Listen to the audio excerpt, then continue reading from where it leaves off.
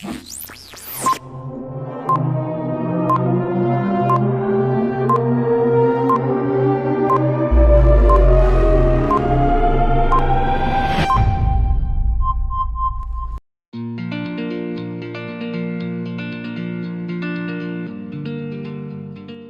warahmatullahi wabarakatuh.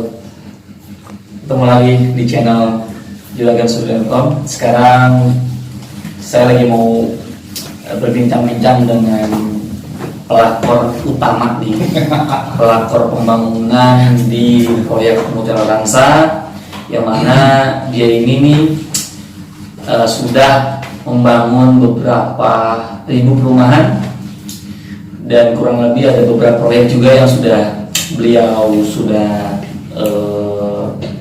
bangun. Nah, untuk lebih detailnya nanti kita sama-sama tanya-tanya langsung. Oke? Siap. Orangnya sudah sama kita.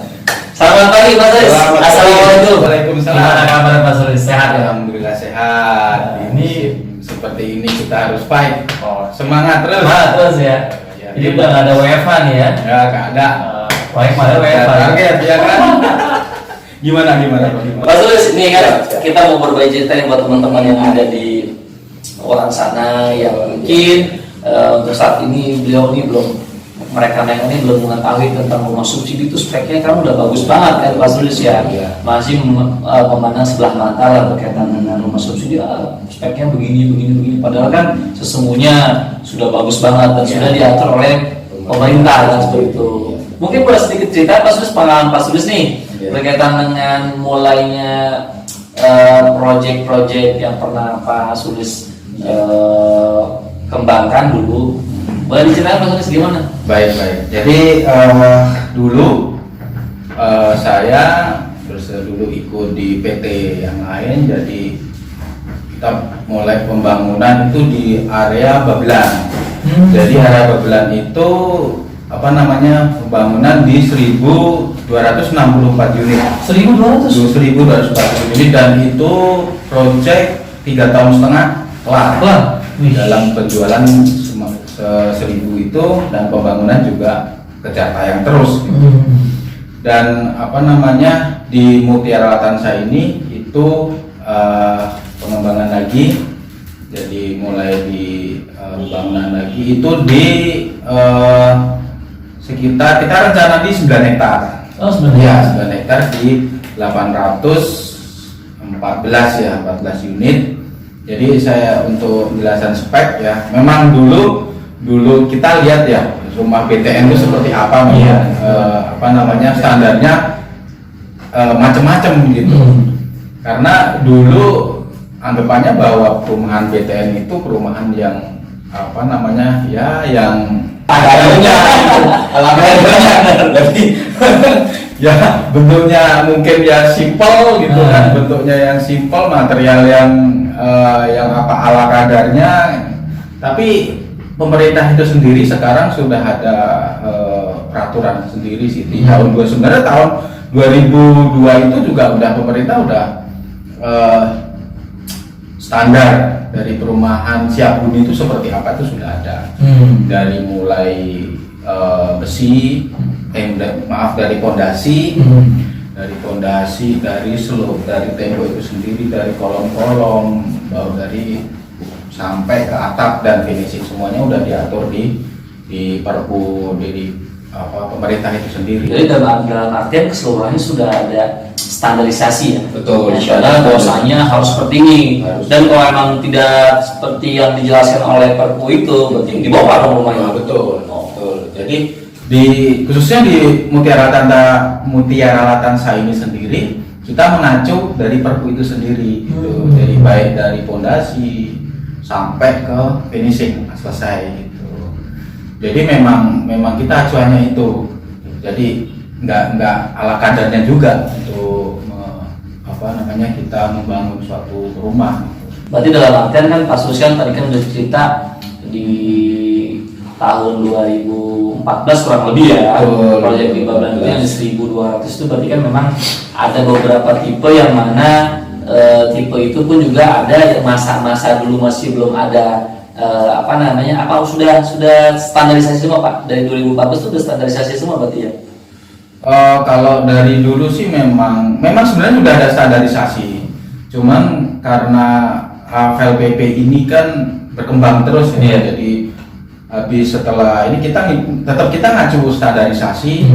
Yang penting konsumen juga puas ya, karena memang untuk rumah adalah untuk hunian itu sendiri. Dan untuk awal dulu memang FLPP memang siap huni, dan bangunannya pun juga belum begitu komplit gitu. Jadi semacam kayak plesteran juga belum ada, keramik juga belum ada, tapi untuk floor doang. Nah, tapi setelah kita berkembang lagi, kita mulai bangunlah Mutiara Tansa ini, kita full semuanya udah siap huni gitu, baik dari plester, aci, cat, dan keramik pun plafon juga udah oke, bisa langsung dihuni. Oh gitu, berarti memang kalau kita lihat dari riwayat Beten itu memang dulunya ya Pak, posisinya rumah Beten ya ala kadarnya gitu kan ya. Tapi udah mulai berjalan di 2014 di perumahan 1.200 unit itu, Bapak udah ngikutin tuh ya standar-standar sampai sekarang peraturan terbaru ya.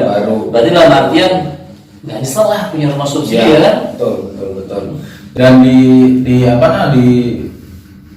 waktu 1.200 pun juga nggak FLPP semua juga enggak.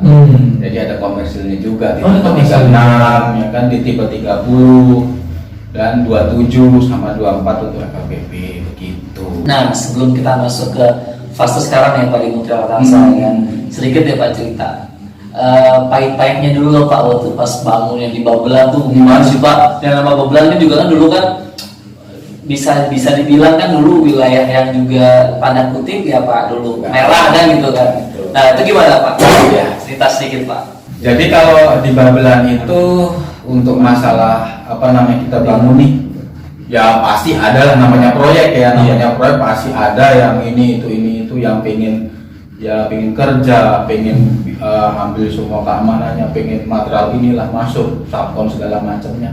Cuman kita berusaha pendekatan dengan baik ya kan, kondusif segalanya alhamdulillah udah kondusif lah dengan untuk berjalan suatu proyek itu sendiri. Pasti ada masalah proyek mau masuk, pasti ada halangannya, cuman ya kita tetap berusaha dan semangat untuk melakukan proyek. Alhamdulillah juga lancar-lancar, udah sampai 1.264 ini nggak ada kendala sama sekali. Betul. Memang kalau emang seandainya memang ya dulunya seperti itu, sekarang udah bangun 1.200 mah, ya otomatis lah wilayahnya emang sudah jadi hidup ke kota lah ya. Sekarang di area sana juga banyak perumahan juga yang berkembang kanan kiri udah berkembang perumahan banyak, karena perumahan di sana pilot project di situ kan, FLPP di situ, jadi lain-lainnya pada ngikut semua berkembang, dan sekarang ada banyak perumahan komersial yang berkembang di sana. Jadi satu jadi perumahan pribadi, dan sekarang dia jadi investasi kan Pak. Investasi semakin berkembang, ya udah makin maju di sana. Itu. Oke, berarti riwayat yang di itu mantap sekali ya Pak. Bagus lah ya, dalam artian pengembangan alhamdulillah sekarang jadi autopilot project yang mana FLPP di Babelan itu sudah penuh sekarang ya, udah maju. Dan untuk di Latan sendiri ya Pak, Latan sendiri kan memang kan bisa dibilang kan wilayahnya lebih serem lagi nih Pak, kata orang ya kan, wilayahnya wilayah Tambun Utara, gabus kan, katanya gabus gitu kan.